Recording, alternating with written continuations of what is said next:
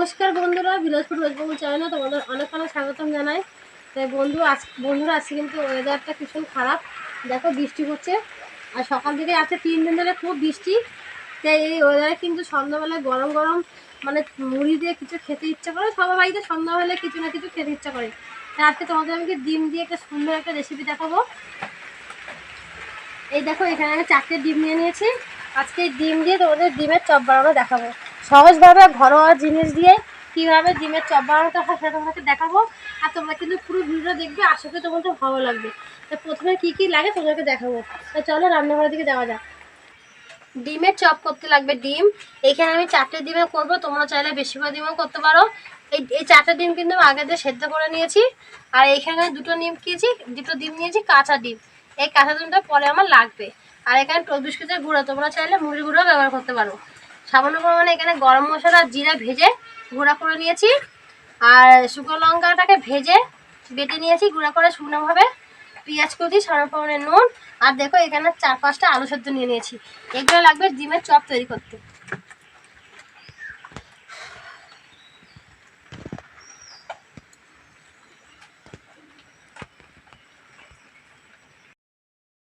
এই দেখো আলুগুলো কিন্তু আমি সেদ্ধ করে নিয়েছি। তা আলুর গায়ে খোসাটাকে ছাড়িয়ে নেবো।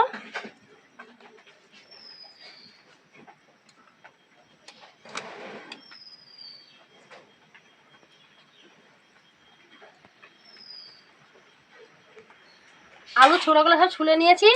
এবার একটা থালা নিয়ে নিয়েছি, একটা গেট করার মেশিন নিয়ে নিয়েছি। আলুটাকে গেট করে নেবো। তোমরা চাইলে কিন্তু হাতা দিয়েও ঘেটে নিতে পারো, কিন্তু এরকম করে গেট করে নিলে কি হয়, আলু একটা ভিতরে শক্ত ভাব থাকে, সেটা হাত দিয়ে বের করে যায়, তাহলে খেতে ভালো হয়, নাহলে মুখে বাঁধে। এই দেখো কত সুন্দর হচ্ছে আলুর গেটটা। এইভাবে বাকিগুলো আছে সেগুলো একইভাবে এরকম করে গেট করে নেবো। আলুটাকে গেট করা হয়ে গেছে। এবারে সেদ্ধ আলুর মধ্যে দিয়ে দেবো পেঁয়াজ কুচি, চিলি ফ্লেক্স, এখানে গরম মশলা জিরা ভেজে নিয়েছি সেটা দিয়ে দেবো। সামান্য পরিমাণে নুন দিয়ে দেবো। তোমরা যখন করবে তোমাদের মতন মশলা বুঝে বুঝে দিবে। ভালো করে মেখে নেবো। তোমরা চাইলে এখানে ধনেপাতা ব্যবহার করতে পারো, কাঁচা লঙ্কা কুচি ব্যবহার করতে পারো। আলুটাকে ভালো করে মেখে নিয়েছি। আর হাতটা ধুয়ে তোমাদের একবার দেখাবো। এখানে 4টে ডিম নিয়ে নিয়েছি। এবার এই ডিমগুলো আমি কেটে নেবো চাকুর সাহায্যে। সমান করে কাটতে হবে। মাঝখান দিয়ে আরেকটা টুকরো করে নেবো।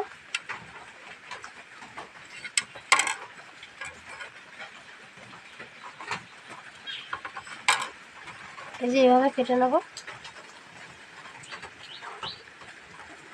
তোমরা চাইলে ডিমটাকে 2 টুকরো ভাবেও করতে পারো।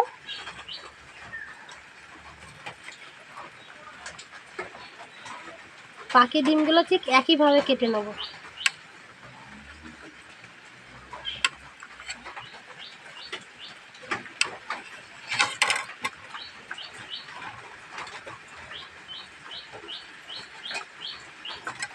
ডিমগুলোকে কেটে নিয়েছি। আর বন্ধুরা, আমি কিন্তু আগের দিয়ে কিন্তু ডিম আর আলুটাকে কিন্তু সেদ্ধ করে নিয়েছি। তোমরা যখন সেদ্ধ করবে আলু আর ডিমটাকে একটু নুন দিয়ে সেদ্ধ করবে। একটা আলাদা বাটি নিয়ে নিয়েছি। বাটির মধ্যে 2টো ডিম নিয়েছি কাঁচা।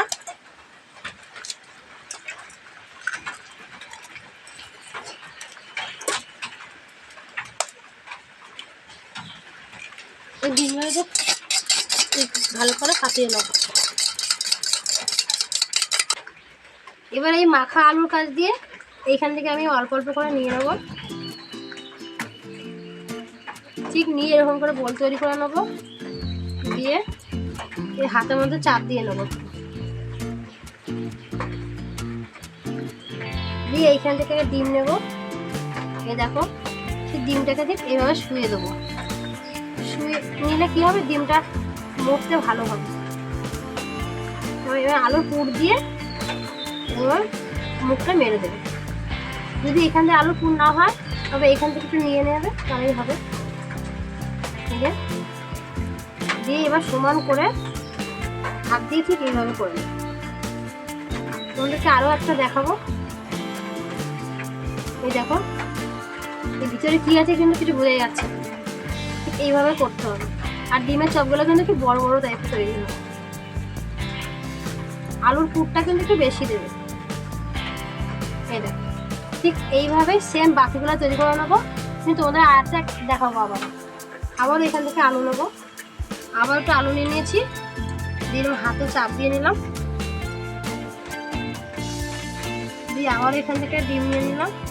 এই ডিমটাকে এবারে শুয়ে নেব, দিয়ে এই আলুর পুরটা দিয়ে ভর করে দেবো, মুখটাকে মেরে দেবো।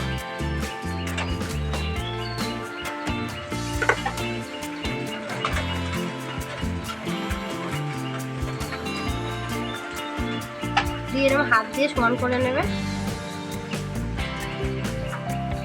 দিয়ে এবার হাত দিয়ে এরকম আস্তে আস্তে করে চাপ দিয়ে নেবে, আর দিয়ে সব সমান করে নেবে।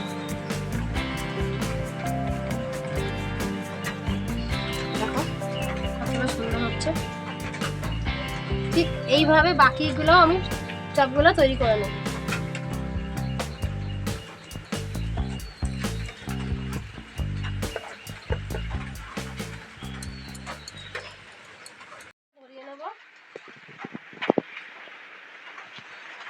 উনুনটা একটু ধরে গেছে, উনুনের উপর কড়াটা বসিয়ে দেবো, দিয়ে কড়াটা একটু গরম করে নেবো। কড়াটা গরম করে নিয়েছি, কড়ার মধ্যে সাদা তেল দিয়ে দেবো। আর চপগুলো কিন্তু সাদা তেলেই ভাজবো, তেলটা একটু বেশি দেবো, দিয়ে তেলটা একটু গরম করে নেবো। ওইদিকে তেলটা গরম হচ্ছে, তো এইদিকে আমি এই চপগুলা একটা একটা করে নেবো, নিয়ে ডিমের মধ্যে দেবো। এই যে দিয়ে এই চোর বিস্কুটের গুঁড়ার মধ্যে মিশিয়ে নেবো। তোমরা চাইলে মুড়ির গুঁড়ার সঙ্গেও মিশাতে পারো।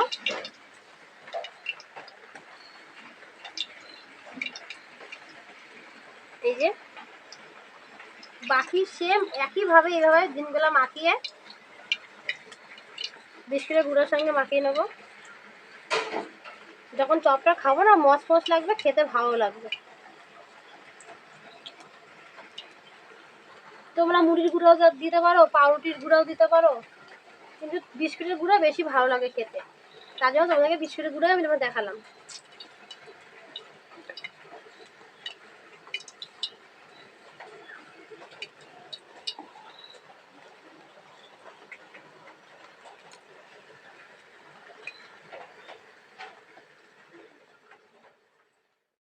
বিস্কুটের গুঁড়ার সাথে ডিমের চপগুলো সব মাখিয়ে নিয়েছি।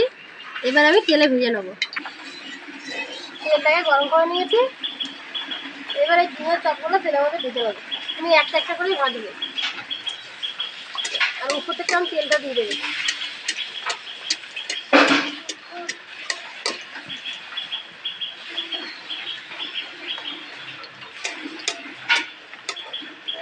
এই পিঠটা হলে তবে ওই পিঠটা উল্টিয়ে দেবো।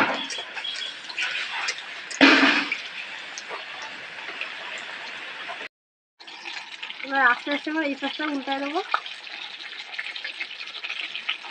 এবার এই পিঠটা ভেজে দেবো।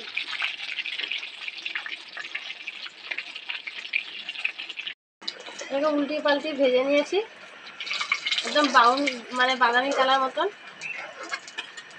ঠিক এইভাবে ভাজলে বাকি সেম ডিমের চপগুলো একইভাবে ভেজে নেবো।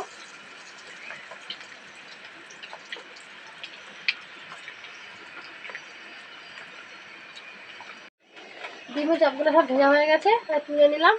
এই দেখো বন্ধুরা কতটা সুন্দর লাগে দেখতে। সন্ধ্যাবেলা কিন্তু মুড়ি দিয়ে খেতে খুব ভালো লাগবে। তোমরা কিন্তু বাড়িতে এরকম বানাবে মুড়ি দিয়ে খাওয়ার জন্য।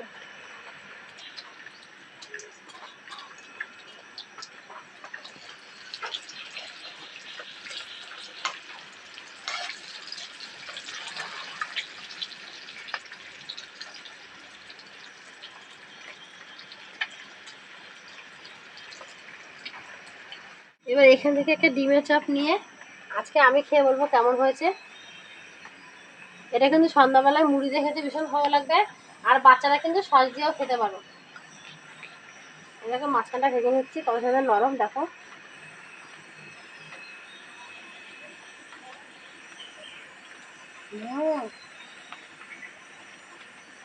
একটা মচমচ ভাব লাগছে।